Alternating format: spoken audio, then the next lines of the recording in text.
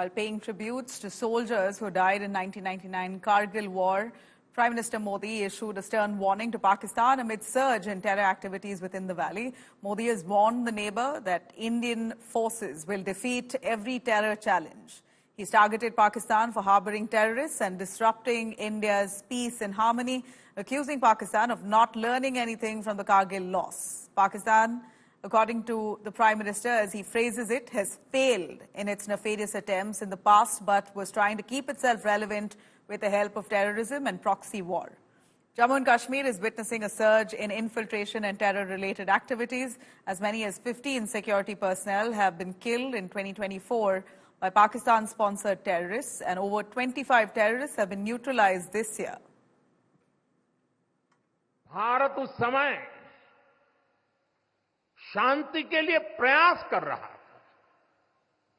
बदले में पाकिस्तान ने फिर एक बार अपना अविश्वासी चेहरा दिखाया।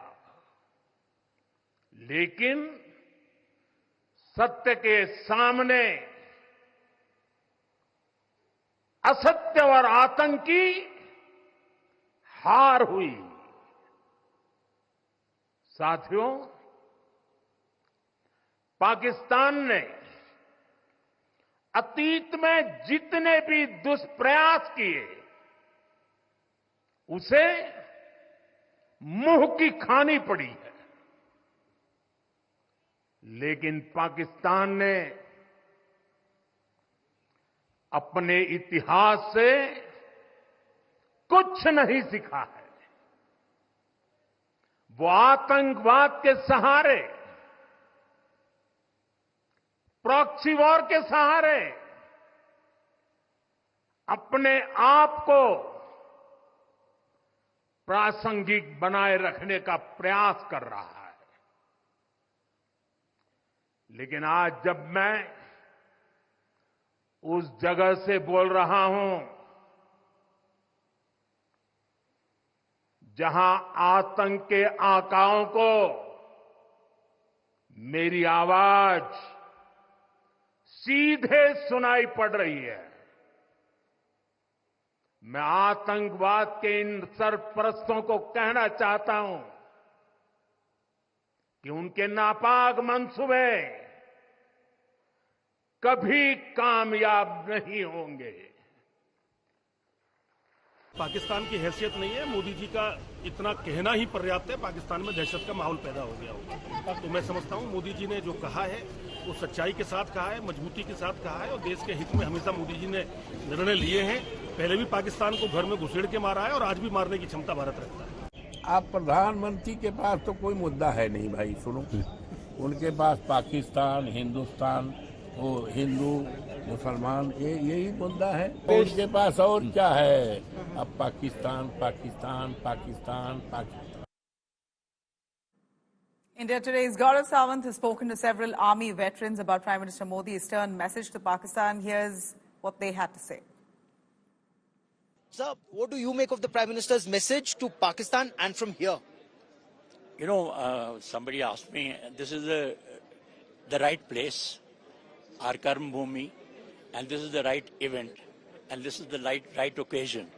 And I thought his message was very clear, and I hope that message has reached home where it is meant to be. And these are not empty words. I mean, you've seen, whether it was the surgical strike after Uri or Balakot after Pulwama. What do you make of the Prime Minister's messaging and the tone and tenor? Look, there is a certain shift in our political strategy. There is no doubt about it.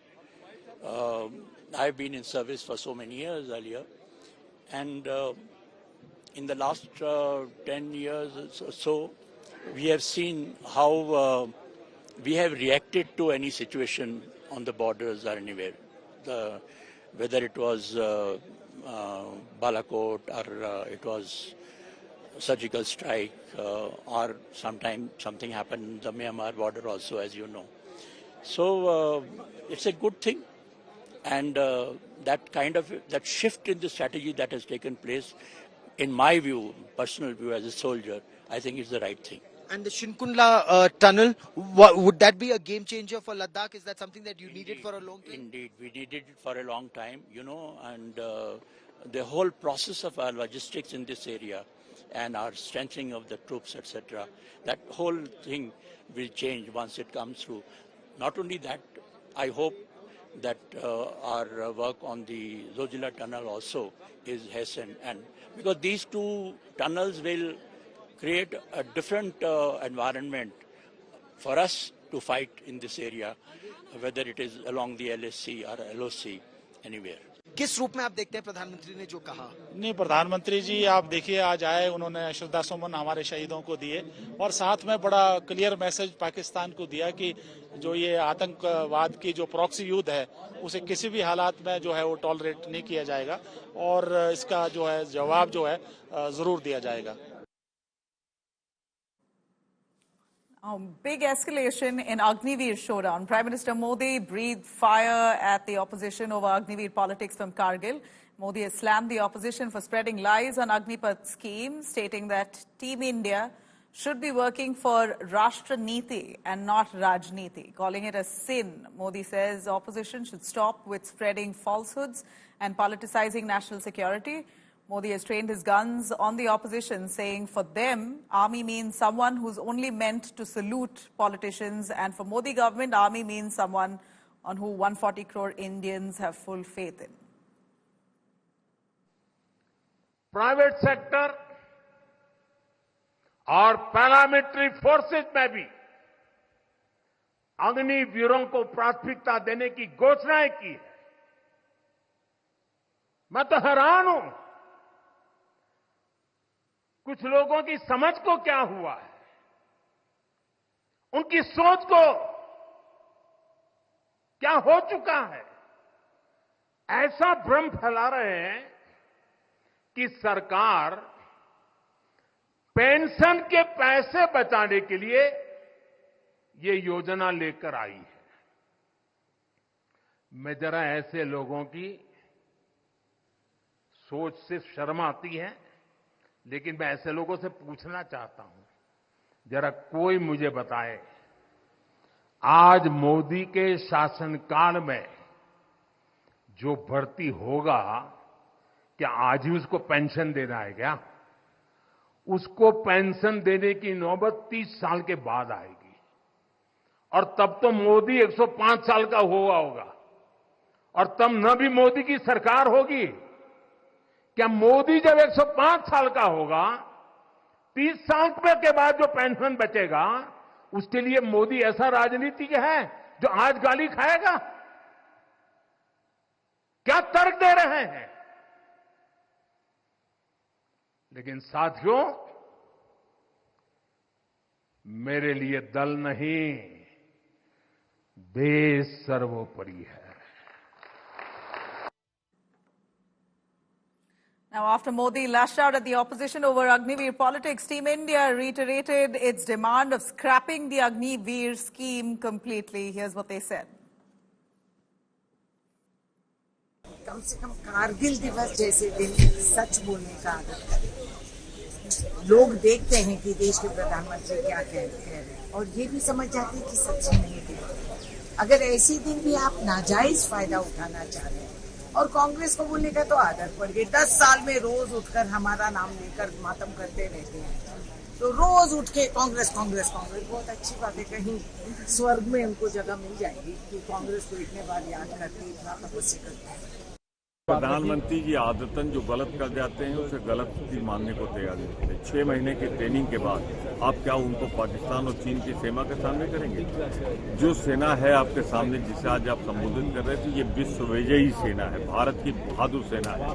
मैं उनकी शहादत को कारगिल पे प्रणाम करता हूँ, सलाम करता हूँ, और इसे यह तो समाप्त कर दें मोदी जी, या जब हमारी सरकार आएगी हम समाप्त। ये तो हमारी सेना का घोर अपमान है।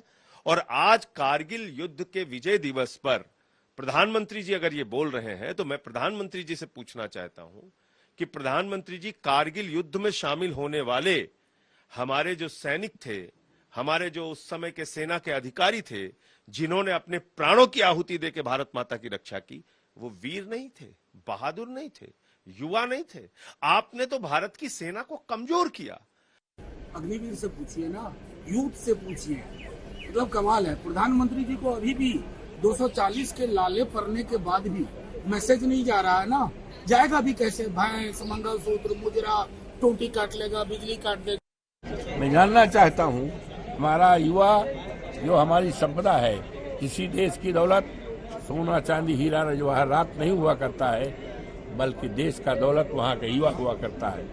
युवाओं का मन मनोबल इससे गिरा है। 4 साल के बाद वो क्या करेगा? What is source of income? What will be the source of income? आपकी सरकार अगर आएगी तो वापस कर लेंगे? 24 घंटे के अंदर, 24 घंटे के अंदर। Infantry soldiering is not cheap. So what the army needs is fully commissioned, fully trained, inducted soldiers and officers. Agnipath does not do that. Because of their financial mismanagement, the army is not able to recruit people fully and give them the full benefits of a commission in the army. In order to circumvent that, they want to outsource and take people on a temporary basis. So they are not straddled with the full benefits which they need to offer a soldier if he is going to be a fully commissioned. Now, India marks 25 years of Kargil War. India remembers every brave heart who fought for us. It's 25 years ago when Indian forces successfully reclaimed strategic position in the Kargil infiltrated zones by Pakistani soldiers and terrorists. In fact, Prime Minister Modi today paid homage to the fallen heroes who made the supreme sacrifice in the line of duty. Heroes sacrificed their lives so our country could sleep in peace. Kargil विजय दिवस हमें बताता है कि राष्ट्र के लिए दिए गए बलिदान अमर होते हैं। दिन, महीने, वर्ष, सदियां गुजरते हैं,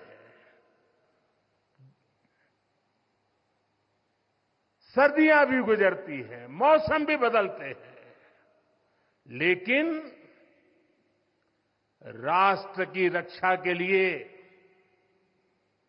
अपनी जान की बाजी लगाने वालों के नाम अमिट रहते हैं।